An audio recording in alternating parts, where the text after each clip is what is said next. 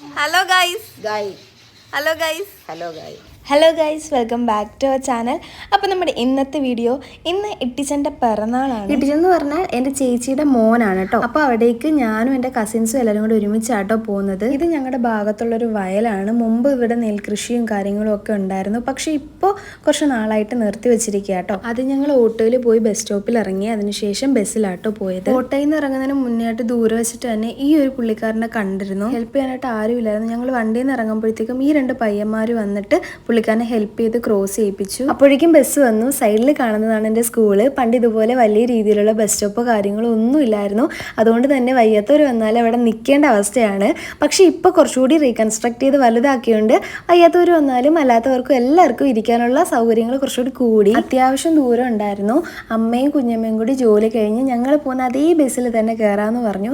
അങ്ങനെ ഞങ്ങൾ എല്ലാവരും കൂടി ഒരുമിച്ച് എത്തി. ഞങ്ങൾ ചെന്നപ്പോൾ ഇട്ടിച്ചൻ ഭയങ്കര ഉറക്കമായിരുന്നു. പക്ഷെ കുറച്ച് കഴിഞ്ഞപ്പോൾ ഓക്കെ, അതിൻ്റെ സ്നേഹപ്രകടനങ്ങളെ കാണുന്നേ. ആദ്യം അനങ്ങാതെ കുറച്ചു നേരമൊക്കെ ഇരുന്നെങ്കിലും പിന്നെ പുള്ളിക്കാരൻ ഓക്കെ ആയി. ചിരി നിർത്തുന്നേ ഉണ്ടായിരുന്നില്ല.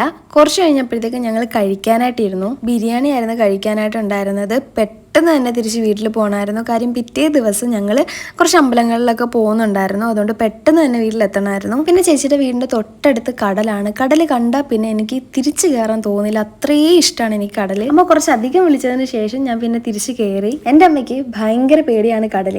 2 തിരമാല വന്ന് കാല് നനച്ചതിന് ശേഷം അമ്മ പറയും ബാ നമുക്ക് പോവാന്ന്. അത്ര പേടിയാണ് അമ്മയ്ക്ക് കടൽ. അതുകൊണ്ട് തന്നെ കടലിൽ എന്നെ അങ്ങനെ ഇറക്കാറില്ല. ഇറക്കിയ പിന്നെ കയറാനും പാടാം. കടൽക്കരയുടെ ഒട്ടുമിക്ക ഭാഗത്തും ഈ ഒരു മുൾച്ചെടി ഉണ്ട്. ഇതിന്റെ കറക്റ്റ് പേര് എനിക്ക് അറിയില്ല.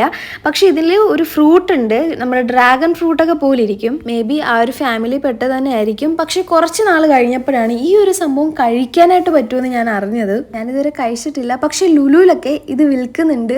അപ്പൊ ജസ്റ്റ് എനിക്കൊന്ന് കഴിച്ചു നോക്കാനായിട്ട് തോന്നി. എപ്പോഴെങ്കിലും ഒന്ന് ട്രൈ ചെയ്ത് നോക്കണം. അതിനുശേഷം ഞങ്ങൾ പെട്ടെന്ന് തന്നെ തിരിച്ചു വന്നു. കാരണം കുറച്ച് ഷോപ്പിലൊക്കെ കയറണമായിരുന്നു. അങ്ങനെ ആവശ്യം വേണ്ട സാധനങ്ങളൊക്കെ വാങ്ങി ഒരു ഐസ് വാങ്ങി കഴിച്ചു ഞങ്ങൾ എല്ലാവരും വീട്ടിലേക്ക് തിരിച്ച് പോവുകയാണ്. പെട്ടെന്ന് തന്നെ പോകണം. കാരണം നമ്മൾ ഫാമിലീസ് എല്ലാവരും കൂടി എല്ലാ വർഷവും കുറച്ച് അമ്പലങ്ങളിലൊക്കെ പോവാറുണ്ട്. അത് പിറ്റേന്ന് ഞങ്ങൾ പോവാണ്. അപ്പോൾ ഇത്രയുള്ള വീഡിയോ എല്ലാവർക്കും ഇഷ്ടമായി എന്ന് വിചാരിക്കുന്നു. ഇഷ്ടമായിട്ടുണ്ടെങ്കിൽ ലൈക്ക് ചെയ്യുക, ഷെയർ ചെയ്യുക, പിന്നെ എന്തായാലും സബ്സ്ക്രൈബ് ചെയ്ത് സപ്പോർട്ട് ചെയ്യുക.